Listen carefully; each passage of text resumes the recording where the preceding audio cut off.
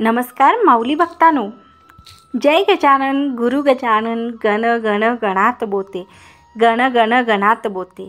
आज आपण माऊलीच्या भक्ताला आलेला अनुभव ऐकणार आहोत। गजानन महाराज की जय।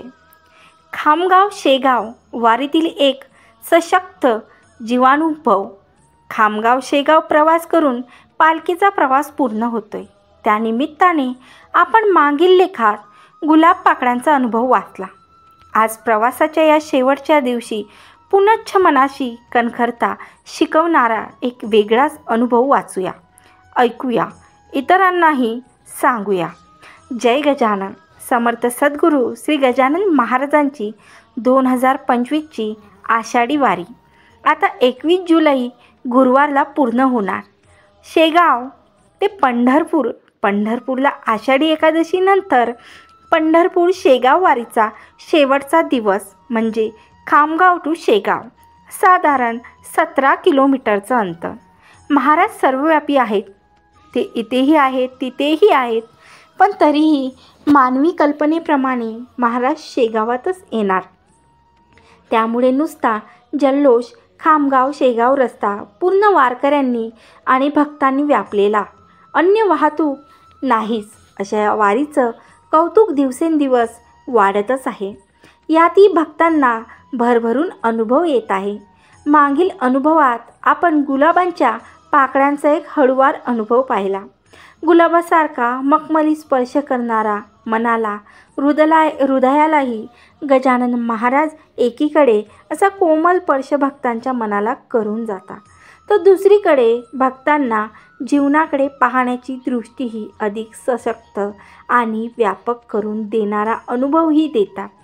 जसे ते पोथीत 14व्या अध्याय हताश झालेल्या बंडू तात्याला मदतरूप तर ठरतात, पण त्यावेळी त्याला शिकवण पण देतात।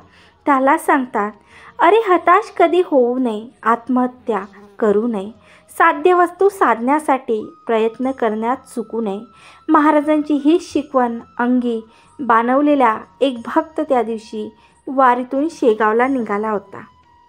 याच खामगाव शेगाव वारीतील प्रत्यक्ष अनुभवलेली एक गोष्ट अजय अंजीकर सांगत होते। 3 ऑगस्ट 2022 खामगाव शेगाव वारीत सहभागी होणाऱ्या उद्देशाने अजय अंजीकर काही मित्रासह शेगावला गेले होते। आदल्या दिवशी त्यांना शेगावला मुक्काम केला। वारीच्या दिवशी पहाटेच ते खामगावला पोहोचले। ते सांगत होते, पहाटेच आम्ही मंगलमय वातावरणात पालखीचे दर्शन घेतलं। महाराज प्रसन्न दिसत होते। वाटून गेलं जणू शेगाव परतीचं समाधान त्याच्या चेहऱ्यावर होतं। पालखी निघण्याची वेळ होतच आली होती असं लक्षात आलं की भक्त दर्शन घेऊन लगेच शेगावच्या दिशेने चालू लागताय। मी प्रथार्थक चेहऱ्याने तेथील एका जाणकाराला विचारलं, हे लोक पुढे का निघतायत? त्यावर त्यांनी सांगितलं, माऊली एकदा पालखी येथून निघाली की सेवेकऱ्यांची चाल व आपली गती यात फरक पडतो। आपण त्यांच्यासोबत चालू शकत नाही। ते ऐकून आम्हीही लगेच शेगावच्या दिशेने वाटचाल सुरू केली। काही किलोमीटर समोर निघालो आणि एक दृश्य पाहून माझी पावलं थबकली। 40शीच्या घरातील एक माणूस जो दोन्ही पायाने अपंग आहे, ट्रायसिकलवर बसला होता। त्याच्यासोबत एक 4-5 वर्षाची मुलगी होती। ट्रायसिकल एक बाईक ढकलत होती जिचं वय 35च्या घरात असावं। पूर्णतः आंधळी ती ट्रायसिकल ढकलतही होती आणि त्या आधाराने समोरही सरकत होती। ते दृश्य पाहून माझ्या मनात कालवाकालव झाली। अनुकंपित मनाने मी प्रथम त्यांच्याशी बोलण्याचा प्रयत्न केला, पण त्यांनी दुर्लक्ष केलं। मग मी त्यांच्यासोबत चालू लागलो। हळूच आमचे मित्र अशोकराव लोखंडे आणि हेमंत राऊत सोबत चालू लागले। आम्ही तिघांनी त्यांना बोलतं केलं, त्यांच्या भावना, त्यांची निष्ठा त्यांना बोलतं केलं आणि त्यांची भक्ती याला सलाम करावा अशी त्यांची कहाणी वाटली। मागील 14-15 वर्षापासून ते सातत्याने ही वारी करीत आहेत। तो जन्मापासून अपंग आहे आणि ती जन्मांध कुणाच्या तरी आधाराने जीवन जगावं लागणार अशी दोघांची ही परिस्थिती। अशात योगायोग जुळून एकमेकांची ओळख होऊन आंतरजातीय विवाह झाला।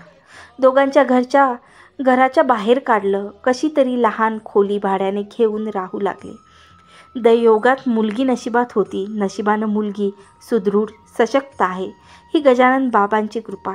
संजय गांधी निराधार योजनेत 1000 रुपये मिळतात.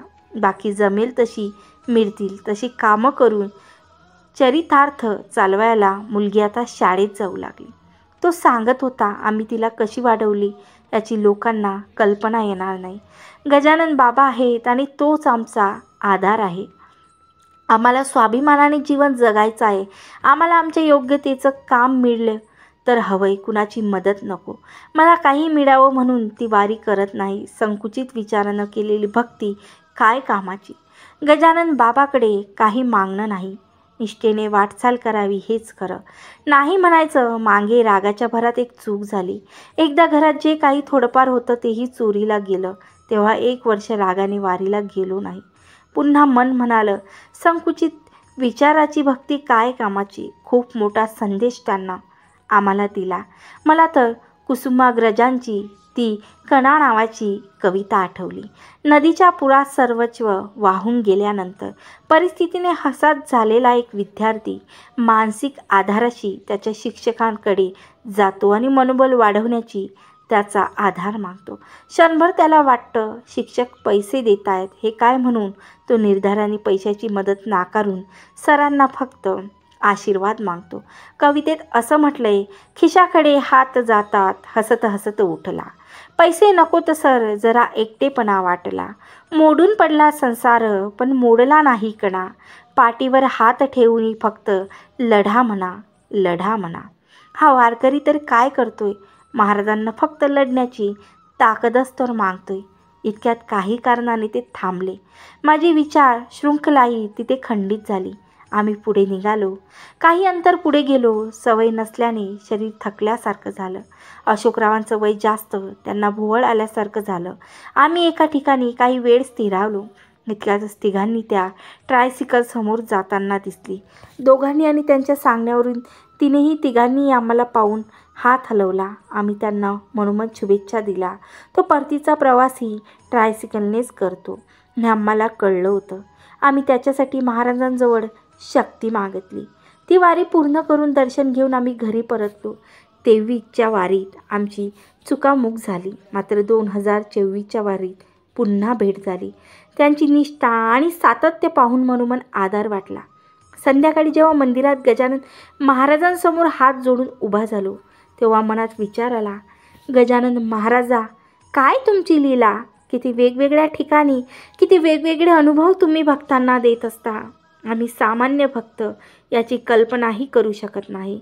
आम्ही फक्त प्रत्येक वेळेस नवीन अनुभव कानी पडताच एवढाच म्हणून आनंदित होतो.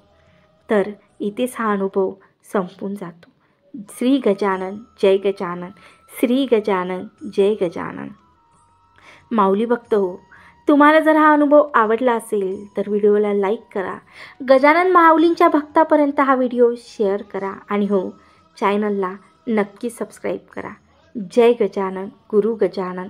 गण गण गणात बोते, गण गण गणात बोते, गण गण गणात बोते. धन्यवाद.